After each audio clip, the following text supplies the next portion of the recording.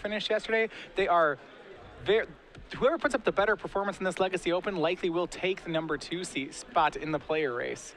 His opponent, Chris Fornaro, is playing one of the honest decks, if anything, 2 honest decks of Legacy, Punishing Jund, which is a, if you're familiar with Jund in Modern, it's very similar with better cards, with Grove of the Burn Willows, Punishing Fire rolled in as well. This deck is very effective at taking advantage of the other creature-based strategies of the format. It's very good against combo decks like Elves. It generally has a positive matchup against decks like Esper Blade, decks like Death and Taxes, decks that are playing something resembling conventional Magic, but it does struggle a little bit in the unfair matchups. It has some hand disruption, usually some utility in the sideboard, but certainly Sneak and Show, not one of the decks that Chris wants to see this round. Yeah, so both players playing fetch lands in turn 1, a little bit of jockeying as far as how they fetch them. Chris played a fetch land, passed. Brad played a fetch land, cracked it. Chris, in response, cracked his in case Brad's on a Stifle deck. He got his basic out in time. But then he's not. Brad makes Volcanic Island and Ponder. To be fair, Chris doesn't know that yet. He still may think Brad could be on a Rug Delver list. Nothing out of the ordinary yet to suggest that he's necessarily playing Sneak and Show. Again, for those of you still kind of learning about Legacy, Sneak and Show is exactly what it sounds like. It uses the cards Sneak Attack and Show and Tell to cheat in very large, dominating creatures like Emrakul and Gristlebrand. Yeah, the rest of the deck is setup and protection with cards like Force of Will. Deck identification is actually a pretty big skill here. The games are so quick that you will need to figure out what your opponent's playing as soon as you can. Right now, Brad could be Rug Delver, could be Show and Tell, could even be a Miracles list, I suppose. Yeah. And we see Tarmogoyf as the turn 2 play from Chris. That more or less tells what deck he's on. And this may signal impending doom for Chris, unfortunately, as his hand does not appear to be that disruptive. Yeah, he does have a Liliana, so he's going to have something that he can do. He has a fetch land, Abrupt Decay, a Bloodbraid Elf, a Grove of the Burn Willows. I think he's going to go for the safe play. He's going to go ahead and wasteland away that Volcanic Island. Regardless of what unfair thing Brad's doing, that play at least will work. Yeah. And Brad's going to Brainstorm in response using that mana. Draws another Force of Will, a Gitaxian Probe, and a Show and Tell. That was the big draw. His hand, you see, with 2 Emrakuls in it, 2 Force of Wills, had a little too much redundancy. He's going to go up. He's going to be able to get rid of the second copy of each. This allows him to play Sneak Attack, Show and Tell rather next turn with Force of Will backup, something Chris is going to be hard-pressed to beat. Yeah, well, he has to... Yeah, the Force of Will means that he's not going to be threatened by the Liliana. The Liliana is Chris's really only answer to resolved Emrakul. If Brad can get Emrakul into play, he can make him, protect it from the Liliana, and then swing and annihilate the board. Yeah. Now, it's not exactly coast is clear. We have the list in front of us. We know that Chris can't really get out of this. You do see in some Jund lists or green-black decks stray copies of Diabolic Edict. So there is some things for Brad to consider here.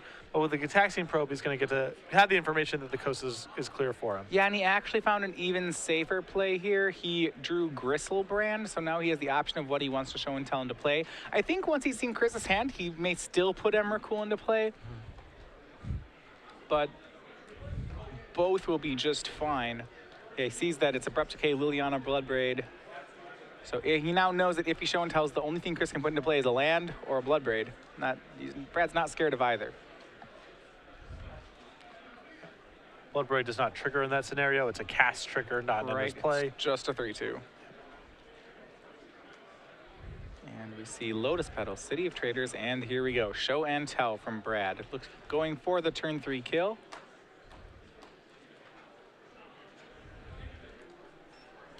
Maybe not doesn't die on turn 3, but the turn 3 locked the game at the very least. And we'll see whether or not Brad chooses Emrakul or Gristlebrand. Both are pretty good here. Chris is going to go ahead and Abrupt Decay the Lotus Petal. Gives him some protection in case it's Gristlebrand, because the mana might matter this turn, but... Yeah, I'm assuming Brad made some sort of mana in response to the Abrupt Decay. Yeah. It's possible he just didn't care. And it's Emrakul that he went with. He's going to pass back the turn. And remember, he does have the Force of Will for the Liliana. Chris has to try for it, though. He's going to make Brad have it. Brad shows the force of will, and that's game 1 in Brad's pocket. No fuss, no muss. Nope. Do you have the force of will for Liliana? Well, shucks. Okay. Really powerful opening there from Brad, and you can see why this deck, middle of last year, I would say roughly, was absolutely crushing the Open Series, primarily in the hands of William Jensen. There was an invitational where it was multiple copies of it were in the elimination rounds. It's waned a little bit, I would say, in recent months, but still one of the major decks of the format. Oh, I would still say this is the premier combo deck of Legacy. There are a lot of, not to say that there are not other playable combo decks. Certainly Brian Bronduin showed us last round that Storm's a fine deck, Elves is a fine deck. There are plenty of fine combo decks, but as far as consistently being good and being good at every point in the meta, I think Show and Tell, Sneak and Show's got to be at the top. Okay, moving on to the sideboard here, we'll see if Chris has 15 offers of any help here. He has a Diabolic Edict and a Duress, excellent to bring in. A Life from the Loam, a Nile Spellbomb, 2 Surgical Extractions, a Crow's Hand Grip, 2 Golgari Charms, a Bloodbraid Elf, a Graft Digger's Cage, 2 Pyroblast, a Chains of Mephistopheles, and Umezawa's Jute. I like the Pyroblast, of course. Brad's base blue. The Diabolic Edict can be very good in a lot of spots, and the additional Duress is good as well. Yeah, so pretty straightforward sideboarding there for Chris. You may even see cards like Surgical Extraction get boarded in, Chains possibly, just because there are so many cards in the deck that aren't very good. You know, you see like Bloodbraid Elf, it's pretty weak here. A Lightning Bolt. There's a lot of cards that, you know, he's not very happy to have. Lightning Bolt's fine. Lightning Bolt's fine.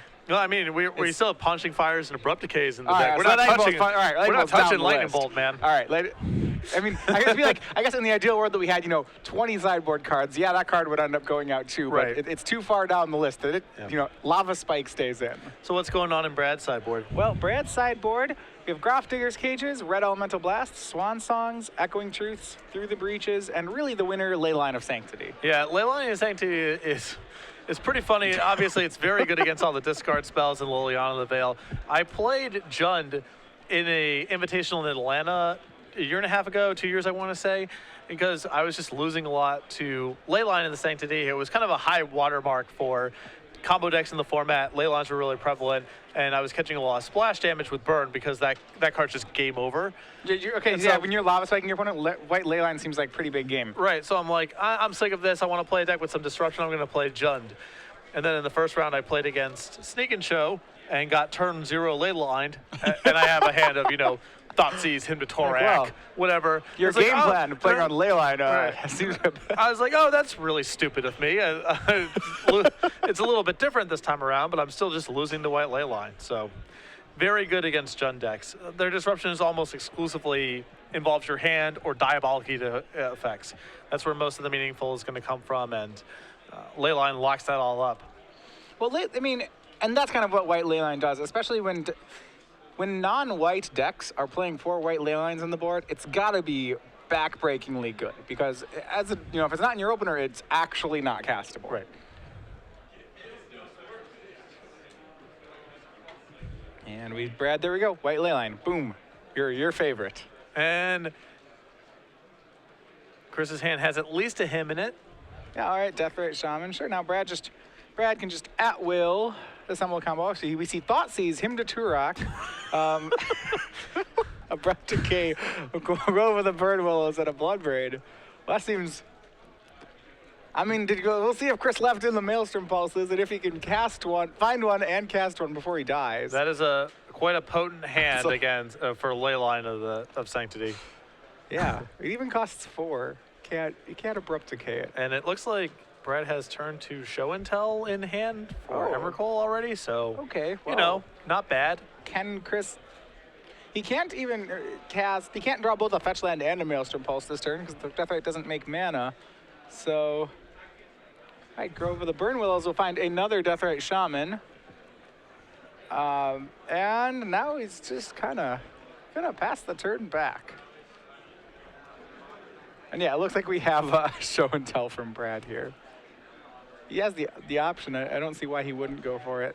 I guess he could top deck. Chris could. No, his target player sacrifices a creature. Yeah. Oh, just kidding. Okay, there's just nothing to be worried about.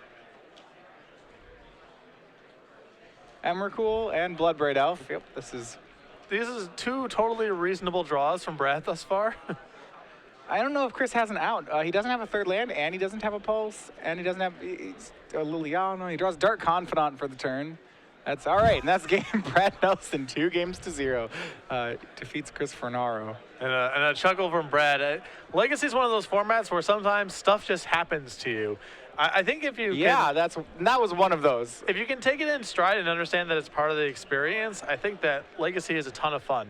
You just have to know going into things that sometimes something like that's going to happen to you. And this round, it was Chris's turn to be the victim. His deck's not really well equipped to handle a deck as explosive and consistent as Sneak and Show. And Yeah, I remember my first Legacy tournament.